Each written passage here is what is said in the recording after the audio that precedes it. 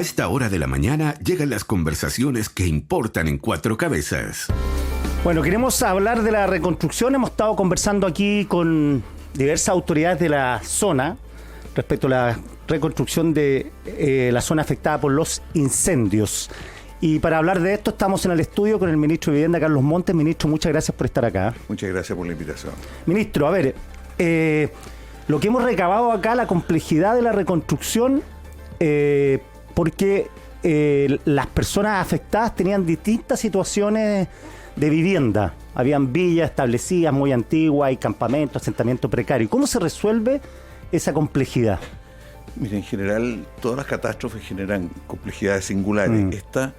Una de las primeras cosas es precisar el origen, porque acá las causas tienen bastante que ver con las quebradas. Las zonas de riesgo hay que precisarlas, porque nos han explicado los especialistas de que las quebradas van consumiendo, el fuego va consumiendo el oxígeno y después se transforma en lanza una bola de fuego. Perfecto. Si usted hace un recorrido por el lugar, verá que el viento fue el que definió qué se quemó y no qué se quemó. O sea, claramente tiene que ver con esto y con el viento del sector. ¿Cómo se enfrenta esto? Con tratamiento diferenciado. Pretender estandarizar la respuesta a todas las realidades es erróneo, porque es muy distinto.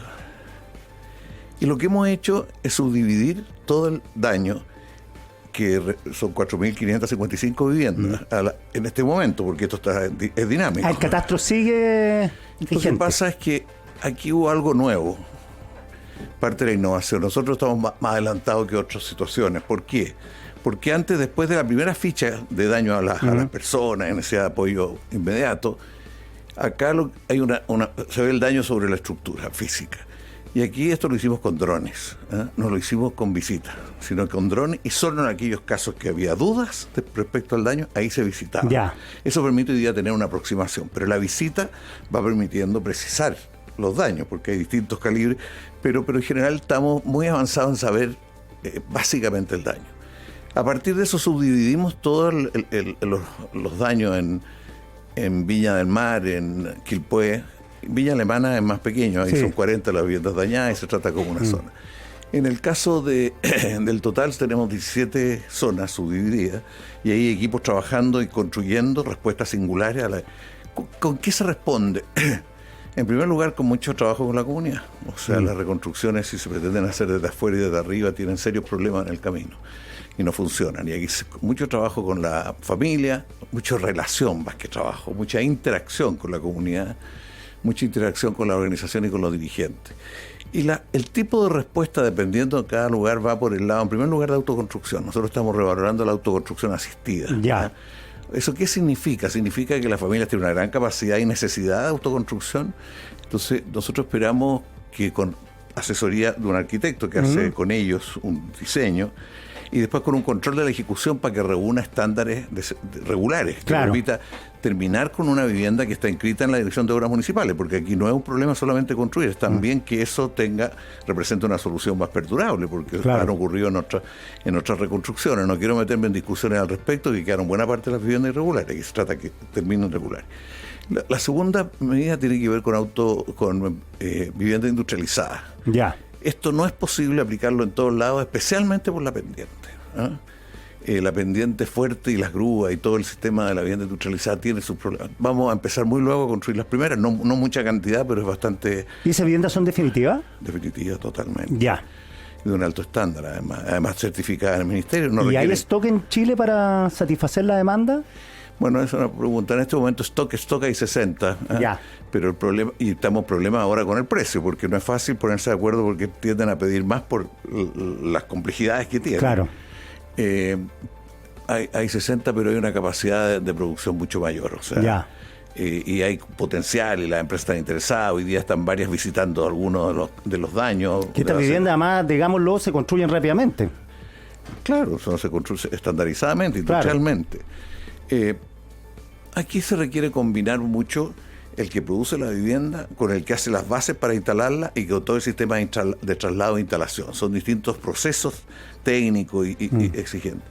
Esto en un plano mucho más fácil que en pendiente. O sea, las que vamos a empezar ahora son con una semipendiente, no le puedo decir exactamente los grados de pendiente, pero más manejable. Eso, lo tercero, tiene que ver con los programas regulares del Ministerio, o sea, los programas, y vamos a empezar eso en algunos terrenos que hoy día no están fuera del área complicada, para tener un lugar donde trasladar a las familias que están en zonas de riesgo, o sea, que no pueden seguir en esa zona de riesgo. Ya, eso le iba a preguntar, porque la reconstrucción es, bueno, Chaitén es un caso, Dichato otro caso, la gente quiere seguir viviendo donde vivía, y aunque uno le diga que es peligroso, quieren instalarse ahí. Entonces, ¿cómo se resuelve esa contradicción? Bueno, aquí hay un problema de que la decisión del Estado es no construir donde hay zonas de riesgo. Ya, perfecto. O sea, lugares que estaban construidos, no se va a construir nuevamente ahí. No se puede construir. No se puede construir. Es irresponsable. Es cierto que en algunos casos se pueden mitigar los riesgos, en algunos casos. Alguien como yo que no tiene formación en cómo se genera el riesgo de un incendio en la zona rural-urbano, porque, le insisto, la quebrada, para un ignorante como yo en esto, juega un rol distinto al que uno se imagina que juega, cree que pasa el fuego por ahí nomás, y porque hay algo en la quebrada. La quebrada juega un rol de lanzar el fuego. Lo digo muy burdamente porque esto es algo bastante más riguroso. Bueno, entonces, eso... las bocas de quebrada son zonas en general de riesgo y que la mitigación es súper compleja. El jardín botánico es bien importante precisar por qué se quemó, cómo llegó el fuego ahí y qué pasó con el jardín botánico y los conjuntos del lado. O sea, distintas poblaciones que fueron a partir del fuego que salió de ahí muy rápido. La gente está con mucha bronca con el jardín botánico porque fue el trampolín del fuego. Ya, eso no lo sabía. Sí, en algunos lados. Y ahora la gente del jardín, que el Ministerio de Agricultura está viendo cómo asegurar protección y evitar que haya posibilidad de eso, pero aquí el tema de las causas y las mitigaciones y el futuro es algo que no está plenamente resuelto, va en paralelo a la parte de la reconstrucción en zonas que no tienen esa duda. Claro, porque la geografía aquí es un ingrediente que maximiza el riesgo. Maximiza. En el sur, todo lo que fueron los daños de los incendios, de las lluvias en el sur, ha tenido más que ver con lo aislado de una vivienda respecto a otra. Claro. O sea, hay una gran distancia de una respecto a otra. Más todos los problemas, los títulos, más todos los problemas de regularizar la instalación de las redes de agua. Es otro tipo de problema. Claro. Aquí un problema distinto. Porque es urbano, porque está una vivienda al lado de la otra, porque... hay zonas que no se van a poder repoblar y otras que hay que tener formas de mitigación que se demoran más. Bueno, en eso estamos. Además de esto, el tema de qué hacer con algunas viviendas construidas, porque salió ayer en un medio un grupo proponiendo algo, por eso ya lo venimos trabajando de hace bastante tiempo, por lo menos hace unas 3 semanas. Estamos viendo todas aquellas viviendas construidas por el Ministerio de la Vivienda en el entorno. No, depende mucho de la ubicación, los plazos de entrega y todo, porque aquí estamos contra el tiempo, y eso es una parte también de las líneas de solución. Eso principalmente, pueden surgir personas que ya aisladas, que quieren irse a otras partes. Quieren volar de ahí. La construcción en los lugares es un problema, porque las personas en zonas de departamento viven situaciones también distintas, donde hay que demoler el edificio. Hay gente que es propietaria y de una sola propiedad, pero hay otra gente que es propietaria. Nos topamos con un caso de 20 departamentos. El Estado no puede hacerse cargo de construirle los 20 departamentos. Claro. Entonces, lo que se ha hecho en ocasiones anteriores es que se expropia a un valor de mercado pre-incendio, digamos. Claro. Y posteriormente el Estado construye y se lo entrega a otra familia. O sea, eso se hizo acá en Santiago, del 2010 se hizo en varios lugares. Bueno, eso es lo que se está. Esto todavía no lleva un mes todo. Las personas están viviendo muy mal. La respuesta inmediata es fundamental. Sentar las bases de la reconstrucción supone un tiempo para hacer las cosas bien, para no cometer errores. Y en eso estamos muy coordinados hoy día con el Comité de Ministros de la Reconstrucción, con la ministra Javiera Toro, con el conjunto de factores preparando la etapa de reconstrucción, porque la reconstrucción no puede improvisarse. ¿Cuáles son los plazos que maneja el gobierno? Y si esos plazos han sido comunicados a las familias afectadas, porque una cuestión es la incertidumbre que rodea a esta gente, a estas personas que sufrieron la desgracia. Mire, ayer en una entrevista me dijeron, el vicepresidente de la Cámara de la Construcción dijo que una vivienda se construía en 15 meses, una cosa por el estilo, fue 1 año y medio. La verdad que ojalá que así fuera. Si uno mira experiencias internacionales, a veces menos tiempo que eso, un conjunto y una vivienda. El problema es que aquí es muchas viviendas. Claro. Entonces lo ideal a nuestro entender es que sea lo antes posible en los conjuntos donde sea posible lo antes posible. Una empresa nos dijo que ellos estaban en condiciones de construir en 9 meses las casas. 9 meses. 9 meses. ¿El problema desde cuándo? Desde que ponen la primera piedra hasta que avanza. Claro, y en el intertanto esas familias que reciben una solución habitacional de emergencia. Es muy diverso, porque en otras etapas nosotros partimos con la idea de que hubiera distintos nombres, tiene aldea, campamento transitorio, vivienda transitoria, etcétera, en lugares. La gente no está muy dispuesta a eso. No. Ha costado mucho. Sí. Incluso nos ha costado en el programa regular, que nosotros teníamos eso en muchos lugares, que más valía hacer eso que para construir un conjunto que lo que pasó en Santa Juana, entiendo, ¿no? Por ejemplo. Que los movieron por un tiempo, también en Constitución hicieron eso, y así la gente después volvió, pero en este caso ha sido más la desconfianza con el resto de la ciudadanía, porque creen que les van a tomar los terrenos. Le van a tomar los terrenos, en parte porque los terrenos son irregulares y en otros casos porque siendo regulares a veces los vecinos corren un poquito la frontera. Claro. Como se quemó todo, entonces tienen miedo y tratan de cuidar sus límites. Claro. Eso. Y es muy comprensible, además que la experiencia de las personas decir que era un techo para el invierno. O sea, además viene el invierno. ¿Qué tipo de techo? Oiga, ahí se vive muy re mala. Yo creo que es bien importante, si no lo ha hecho, ir a conversar y todo para ver el tipo de vivencia, porque uno habla de un incendio, familia en una situación, y uno hablando, hay personas que viven en una carpa. La carpa durante 2 primeras llovinas se pasó y la gente se mojó. Lo que fue hace la semana pasada. Sí. Porque no tenían por encima de la carpa un plástico y se demoró el plástico, pero llegó el plástico ahora, claro. En este momento no. Pero ¿qué hace después al salir en la mañana? ¿Dónde toma desayuno? Claro. ¿Dónde almuerza? ¿Dónde come? ¿Dónde están todo? Y hay un problema serio y con miedo a los ratones, porque los ratones se quemó el sector, están con menos comida, entonces me contaban de que hay ratones con una pierna quemada, con la cola, guarenes también. Imagínense los baños. Una guerra. Los baños en algunos lugares, por ejemplo, el ducto del agua servida se cortó porque se derritió. Imaginen lo que significa eso, los olores que van en algunos lados, no digo que esto es generalizado, en algunos lados. Bueno, tenemos aquí un total de 3.077 viviendas que son de viviendas que fue construido ante el Estado, o sea, son viviendas regulares que reúnen... Ya. De las 4.000 y tantas. De 3.077 de las 4.555, las demás son de campamento.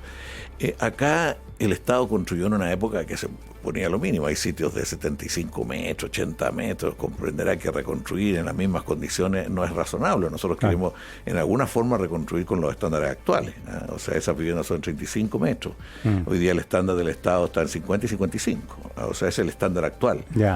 Además tenemos envolvente térmica, muchas normas que se han ido incorporando en el curso del tiempo. Claro, pues son villas antiguas. Son villas de los 80, mediados de los 80, etcétera.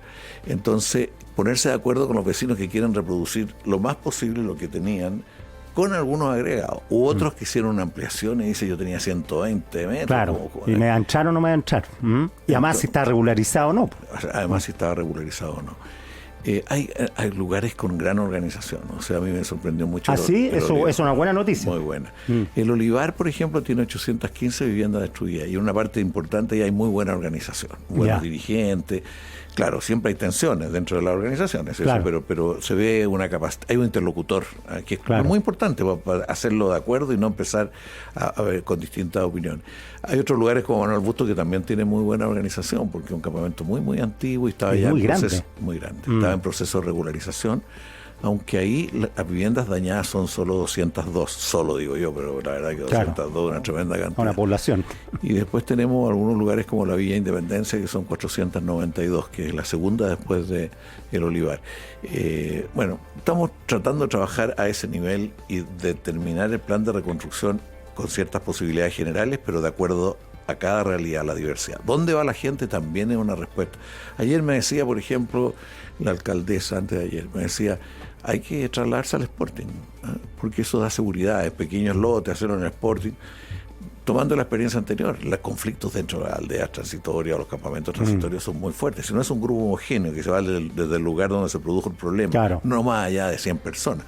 Estos los campamentos transitorios vienen de la época de Alessandri y antes. Usted mira la historia de los terremotos y la historia... Ahí se hacían eso. Alessandri lo hizo Frey, lo hizo Allende. Frey hizo una cosa que fueron a operaciones sitio, cosa que nosotros queremos hacerlo donde se puede acá. No es fácil porque la gente hoy día no tiene la misma disposición ni la misma situación que en otros momentos. Claro. Entonces, se está tratando de recoger lo mejor de la experiencia. Hay documentos elaborados con mucha experiencia. A partir de 2010 que se elaboró un documento con organismos internacionales, con mucha experiencia, que uno aprende mucho. Que esos son los traslados en el fondo.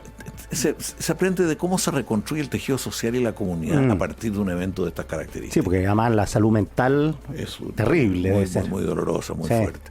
Entonces, lo que ocurre ahí es que no se puede improvisar, no se puede... La experiencia es muy importante, no resuelve todo, es un referente, pero en eso estamos tratando de hacerlo lo mejor posible. Mañana tenemos una jornada, mañana en la tarde, con los equipos de cada una de estas áreas, que van a coordinar cada una de las áreas, porque hoy llegando el resto de las organizaciones públicas y privadas, por ejemplo, con Desafío, nosotros tuvimos ayer reunión, estamos haciendo un acuerdo con el municipio de Viña del Mar y Desafío en la Villa Canalville, de tal forma que ellos se comprometen a reconstruirlo a partir de los recursos que han ido captando, que son 98 viviendas ahí, más otras viviendas que ellos dicen que podrían hacer un poco más en los alrededores, y estamos viendo cómo hacerlo ahí con apoyo del Estado también. Entiendo que también la escuela está Levantemos Chile, ¿no? Levantemos Chile está en una de las escuelas, porque en esta zona había poco equipamiento, eso significa que el equipamiento público dañado es menor que cualquier otro. Pero el propio incendio, todo el incendio demuestra que hay déficit de vialidad, hay déficit de equipamiento, y las zonas de riesgo o las partes de riesgo no han sido tratadas con todo el rigor a partir de las nuevas experiencias, porque aquí mucha gente sale diciendo, estaba todo claro, no, aquí siempre es así, las catástrofes tienen singularidades y van mostrando situaciones nuevas. La relación rural-urbano es algo que en nuestra legislación, cuando se habla de la ley de incendios, el punto central es la relación rural-urbana. Claro. Los interfaces entre una zona y otra, que la vida demuestra que los interfaces pueden ser, o sea, usted lo ve en Biobío, como el fuego atraviesa de un lado al otro del río. Claro, o sea, exacto. no es un puro problema, y eso es un tremendo, no sé, hay una cantidad un cortafuego natural. Y además, en fin, hay muchos factores que van trasladando el fuego. Es un problema de este país que tenemos que aprender, cada vez tenemos que aprenderla y tenemos que minimizar los riesgos. Ministro Carlos Montes, 1.000.000 de gracias por estar acá. Muchas gracias a usted.